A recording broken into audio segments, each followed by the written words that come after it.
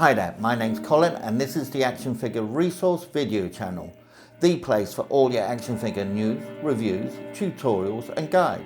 If this is your first time to my channel, welcome. I hope you enjoy my videos.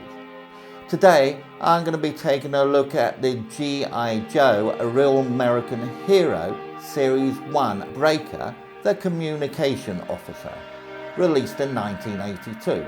Before we get into today's video, don't forget to subscribe below, smash the like button and click on the bell icon to be informed of all my future videos.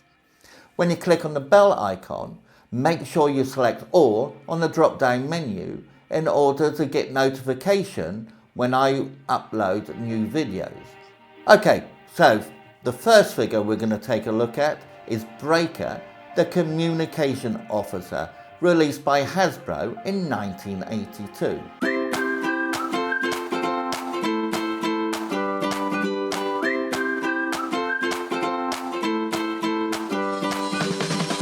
ActionFigureResource.com. Yesterday's toys, today's treasures. The first series of Hasbro's revitalized and rebranded G.I. Joe line was released in 1982.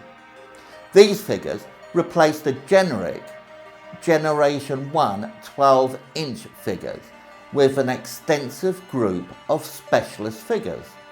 Hasbro used a two-pronged marketing attack in order to publicize this new line of figures, using high-quality animated commercials and a well-written, beautifully illustrated comic book. As a result, Hasbro's G.I. Joe flew off retail shelves quicker than Hasbro could restock them. Also, due to the soaring cost of petrol, Hasbro decided to release these figures in the now standard 3.75-inch high format. Originally, the line was designed to showcase the vehicles rather than the figures. However, in time, it evolved into a popular action figure line. Hasbro executives also ensured that all its G.I. Joe products were available for under $100 at retail so that they would remain within reach to most kids and families. Series 1 consisted of 12 figures, 7 vehicles and a Missile Command HQ playset.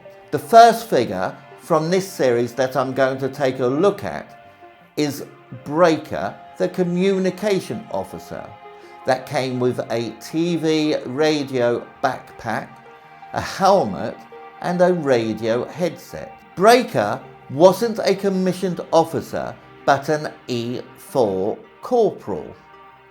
He became famous in the comic book for totting an M16 while blowing bubbles of pink chewing gum. The 1982 version is commonly called the straight-armed version because although he had a hinge at the elbow, there was no swivel, whereas the reissued 1983 version had a swivel just above the elbow joint. This swivel-armed version was available in 1983 and 1984, but wasn't released in 1985 and was replaced in 1986. His headset pegged into holes in his helmet and a long wire that plugged into his backpack. These were often broken off or misplaced, so later figures had rubber rather than plastic wires. In 1983, a replacement headset was released in an accessory pack, but this was made from a much lighter grey plastic.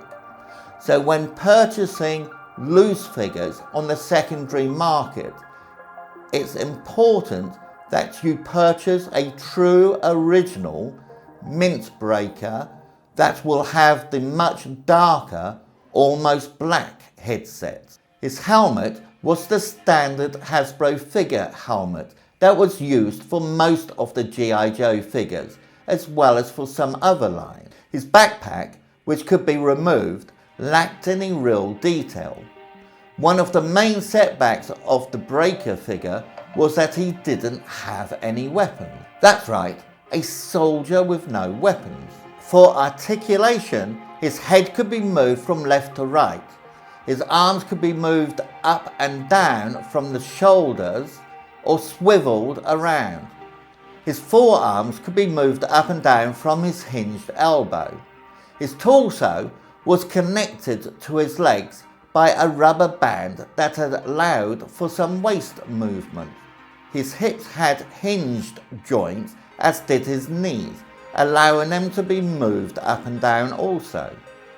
The 1983 version had the same articulation and the added articulation on his biceps, allowing his arms to be swiveled round. Breaker had brown hair and beard, and his head sculpt was also shared with Clutch and Rock and Roll from this series.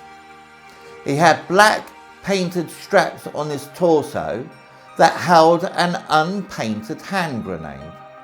The waist joint was also different between the 82 and 83 versions, with the 82 version being wider and thicker with different belts. His legs were pretty standard, with some silver pouches on the side and standard black boots. Between 1982 and 1983, the black base of the laser rifle and radio headset was changed, so they came in 2 different sizes. Also, the backpacks of the 5 straight-armed G.I. Joe members in the 1982 release differed from the swivel-armed versions released in 83. The pegs on the 1982 backpack were smaller than those on the 1983 figures, and as a result, it was difficult to fit the backpacks on them. There were also disc-shaped circles where the pegs protruded from the figure's body. These are often referred to as back reinforcements. This also implies that the body sculpt for the 82 and 83 figures were different. This figure sells mint on the card for between $125 and $145, and mint loose complete he sells for between $12 and $15. Please note that the prices quoted here are for information purposes only and are not an offer or solicitation to buy at these prices. If you want to support this channel so I can continue making these videos, you can become an AFR member by clicking the link in the description box below. By becoming a member, you'll get access to my database of more than 60,000 action figures. In this database, you'll find information on accessories, rarity, manufacturers, release dates, and historical prices. You will also get access to hundreds of video guides, tutorials, ebooks, and more. I hope you enjoyed this video.